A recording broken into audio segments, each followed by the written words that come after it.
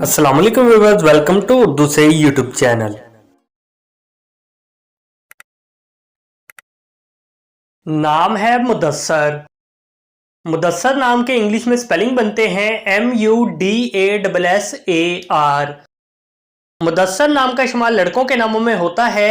मुदस्सर नाम लड़कों के लिए मखसूस है।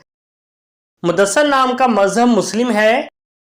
मुदस्सर नाम के मायनी है हज़रत मोहम्मद सल्लल्लाहु अलैहि वसल्लम का लक़ब, चादर ओढ़ने वाला। मुदस्सर नाम के इंग्लिश में 8 हरूफ हैं और ये एक लफ्ज़ है, 8 वर्ड्स एंड 1 लेटर।